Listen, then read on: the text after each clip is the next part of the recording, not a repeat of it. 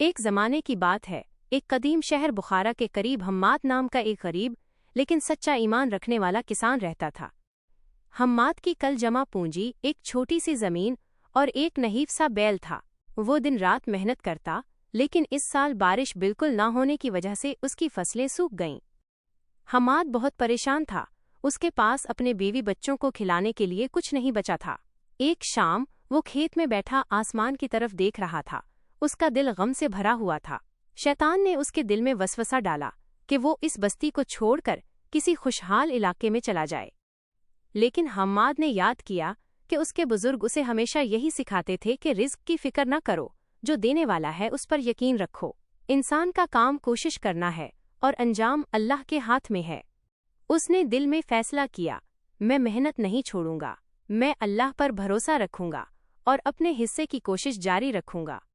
اگلے دن حماد نے اپنی بچی ہوئی کچھ جمع پونجی سے باجرے کا تھوڑا سا بیج خریدا، حالانکہ اسے معلوم تھا کہ زمین سوکھی ہے اور بیج ضائع ہو سکتا ہے۔ جب وہ بیج لے کر واپس آ رہا تھا تو اس نے دیکھا کہ ایک بہت بوڑھا مسافر سڑک کے کنارے بے ہوشی کی حالت میں پڑا ہے۔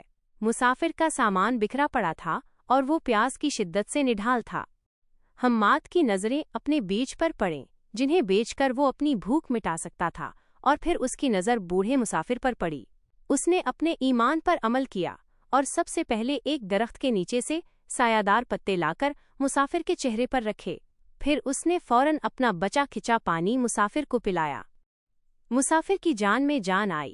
جب وہ اٹھ بیٹھا تو حماد نے اسے اپنے باجرے کا آدھا بیج پیش کیا اور کہا، چاچا، آپ اس کو فروخت کر کے اپنے سفر کا خرچہ بنا لیں یا کھانا خرید لیں، میرے لیے اللہ کافی ہے۔ مسافر نے بیج لینے سے انکار کر دیا اور مسکرا کر کہا، اے نیک دل جوان، مجھے بیج کی ضرورت نہیں، میں تمہاری سخاوت اور تم پر اللہ کے بھروسے کو آزما رہا تھا، اللہ تم سے راضی ہو۔ یہ کہہ کر بوڑھا مسافر اچانک غائب ہو گیا۔ حماد حیران رہ گیا، اسے احساس ہوا کہ شاید یہ کوئی فرشتہ یا اللہ کا نیک بندہ تھا۔ حماد نے بقیہ آدھا بیج اپنی سوکھی زمین پر بو دیا۔ اس نے خوب دعا کی اور اللہ سے بارش کی التجا کی۔ اسی رات آسمان پر بادل چھا گئے اور ایسی زوردار بارش ہوئی کہ زمین سیراب ہو گئی۔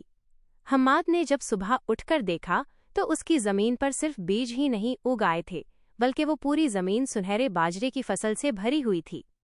فصل اتنی گھنی اور بڑی تھی کہ آس پاس کے کسانوں نے ویسی فصل کبھی نہیں دیکھی تھی۔ حماد نے سمجھ لیا کہ یہ اس کے سچے توکل اور خالص نیت کا بدلہ ہے۔ اس نے اپنے دل میں کہا، جب میں نے اپنے بھائی کے لیے قربانی دی تو اللہ نے میرے تھوڑے سے رزق میں اتنی برکت ڈال دی جو میری تمام محنت کے عوض بھی نہ ملتی۔ اس کے بعد حماد نے اپنی آمدنی کا ایک حصہ غریبوں کی مدد کے لیے مخصوص کر دیا، اور وہ ہمیشہ اللہ پر بھروسہ کرتے ہوئے خوشحالی اور امن کے ساتھ زندگی گزارتا رہا۔